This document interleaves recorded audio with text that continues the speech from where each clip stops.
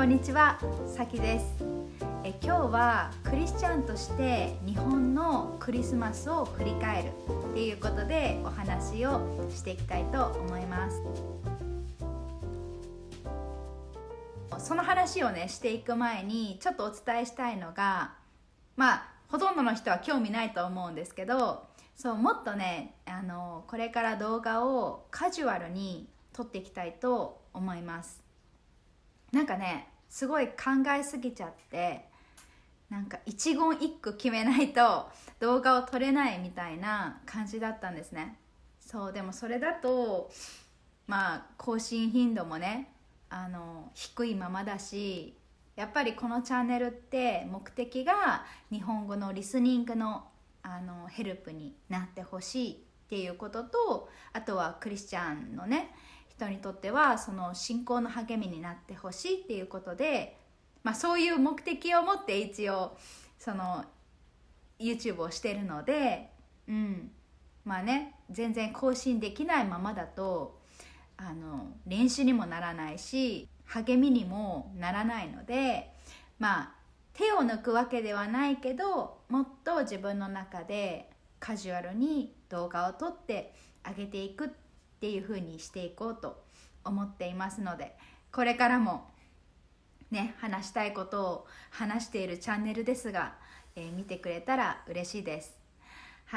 でクリスマスっていうことなんですけど、日本のねクリスマスって、アメリカにね住んでから分かったことですけど、かなりここでのクリスマスと違うんですね。でズバリ日本のクリスマスは恋人とのクリスマスっていう感じ。結婚していれば家族で過ごすクリスマスっていう感じなんですよ。だからイエス様の誕生を祝う日っていうのを知らずにっていうか、もうそういうことに全く興味がないままに、ただもうクリスマスイコール恋人との特別な日、家族で楽しく過ごす日みたいに、なってるんですよね。で少なくとも私はアメリカに来て数年経ってクリスチャンになってるわけですけど、日本で、クリスマスを過ごしていた時は全くイエス様の誕生どころか、イエス様にも興味がなく、そのイエス様の話を聞くこともなく育ってきたんですね。でそのままアメリカに来てからはさすがに、街中でねナガティビティシーンっていうのかな、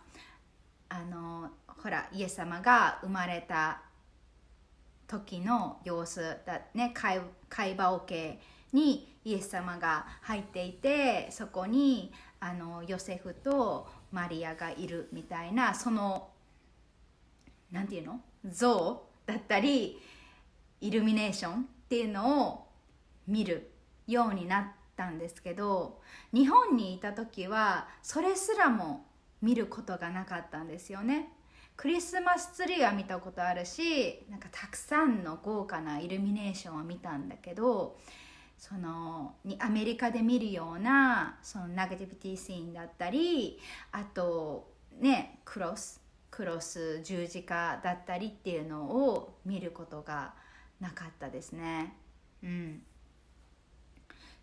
だからクリスマスの日に何をしていたかっていうと、日本でクリスマスの日になぜかケンタッキーフライドチキンとクリスマスケーキを食べるっていう新しい文化があるんですよ。だから少なくとも私の子供の頃、中学校ぐらいの時にはその文化があったと思います。とにかくもう予約をみんなクリスマスの前にして当日にケンタッキーを取りに行く、ケーキを取りに行くっていう風にして当日に食べるっていうことをしていましたね。うちもケンタッキーを食べない日ね、年はあったんですけど、クリスマスケーキは家族で毎年食べていましたね。でさっきも言ったように日本のクリスマスって恋人とのクリスマスっていう感じなんで、そういう曲もいっぱいあるんですよ。もうクリスマスの曲といえばなんか恋人とのなんか思い出の曲だったり、なんかラブソングなんですよね、とにかく。そうね、それを聞きながら過ごしたりね、どっかクリスマスディナーに行ったり、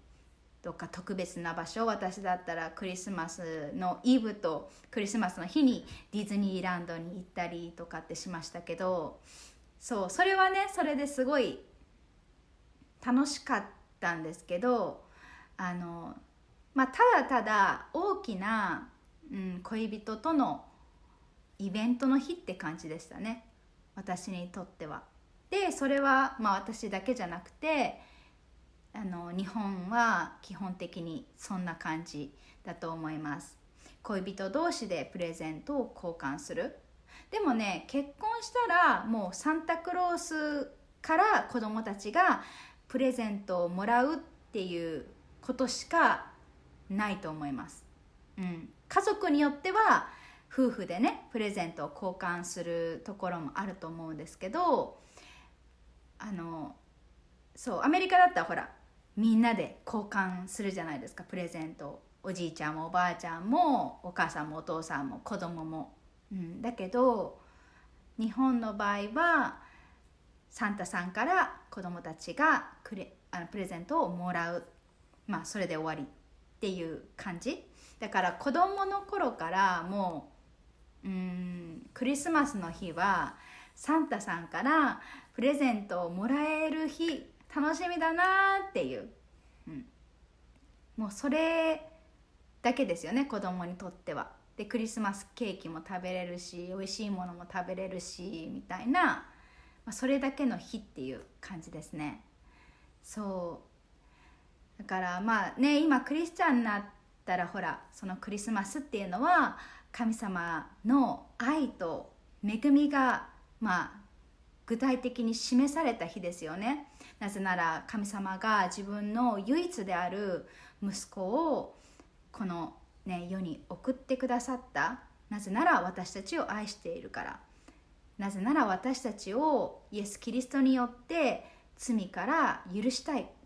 私たちの罪から許したい、罪を許したいからじゃないね罪を許したいから、送ってくださったんですよね。だから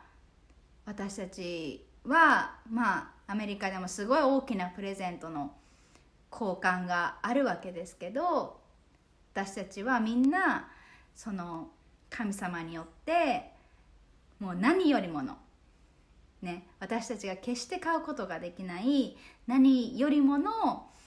一番のギフトを全ての人が与えられているっていう、それを喜ぶ、それが与えられた日として喜ぶ日であると思うんですけど、だからね、日本でのクリスマスもすごい、楽しかったですよね。恋人と家族と過ごして楽しかったんですけど、こっちに来てのクリスマスはやっぱりそこへの、神様への感謝、そして救いが来たっていう、イエス様が来てくれたっていう、そこへのすごい喜びがあふれる、だから喜びがあふれる時っていう感じです、このクリスマスシーズンは。大きなイベントの日っていうよりかは、大きなイベントなんだけど何よりも喜びがある、そんな風に心から思えるシーズンになりましたね。イエス様を信じてからね。そうで、あれさっき話したかな、なんか日本だと本当にみんなクリスマスは知ってるけど、そしてそのクリスマスっていうのはそのイエス様の誕生を祝う日なんだよぐらいまでは知ってる人も結構いると思うんですね。だけどそこの詳しいストーリーを知らない人はたくさんいると思います。クリスチャンの学校に行ってましたとかだとさすがに聞いてると思うんですけど、私みたいに普通の公立の学校に行ってる人だったらクリスマスは知ってるけど全くそのイエス様のその誕生の話を知らずにね育ってきてっていう人は多いと思うんですね。だけど今ってこう考えてみたらすごいほらインターネットとか SNS とかでこう自分で情報を取りに行けるじゃないですか。別に学校で教えられなくてもその SNS 見てたらこう動画見たら、例えばそのイエス様の誕生について話してる動画があったで、それで知るとかあるじゃないですか。そうだから当時私はね子供の時そういうのが発達してなかったんで、たまたまイエス様の話を目にするみたいなのがなかったんですよ。けど今だったらやっぱりありえることなので、やっぱり私もインスタとかでそのクリスマスに向けて毎日そのクリスマスに関する聖書箇所っていうのを投稿してるんですけど、やっぱりそれはそういう思いがあるからなんですよね。私の投稿をふと見た人がそのイエス様のことを知ったり誕生のことを知ったり興味を持ったりしてくれたら嬉しいなっていうのがやっぱりあるんで、そこを狙ってというかそこを祈りながらやってるっていう感じなんですけど、日本の教会とかもそうだと思うんですけど、私が行っているアメリカの教会もこの12月って結構いろんなイベントがあるんですね。例えばクリスマスコンサートだったりキャンドルサービスだったり、そのイエス様の誕生の劇をねしたりとか、そういうのがあって、でそういうのがあるといいですよね。人を誘えるクリスチャンじゃない人もなんていうのかな、教会で牧師のお話を一緒に聞こうだとあんまり興味を持たれないかもしれないんだけど、教会でクリスマスのコンサートがあるから一緒に行こうだったら、クリスマスのコンサートだったらちょっと楽しそうだな、行ってみたいなって思ってもらえたりするし、実際クリスチャンじゃない友達がね一緒に来てくれてコンサートを楽しんだっていうこともあったりするので、そうやって楽しみつつでも同時にその来てくれた人にとっては初めてそのイエス様の誕生の話を聞けたりする機会になったりするじゃないですか。そうだからそういうイベントがね日本の教会にもあると思うんで、そこにねぜひクリスチャンの人はクリスチャンじゃない友達を誘ったりとか、それがね難しくってもやっぱり今って個々でイエス様のことを伝えれる、別に道路にどっかに出て行ってメガホン持ってね話さなきゃいけないってわけじゃなくて、本当にみんな SNS をしてる人がほとんどだと思うんで、そこでねその友達にそのイエス様の話をシェアしたりっていう、誰でもねそういう風にシェアしたりできる時代なんで本当にありがたいよう生きていますね。はい、ということで今日はクリスチャンとして日本の、クリスマスを振り返ってみました。振り返ったらね、本当にいい思い出で溢れてますね。本当に楽しかった。クリスチャンになる前からそのクリスマスシーズンっていうのはね。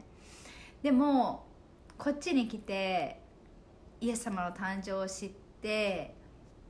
なんか楽しいだけじゃない、なんかもうジョイみたいな喜びが溢れる時期になったっていうのは本当に感謝ですね。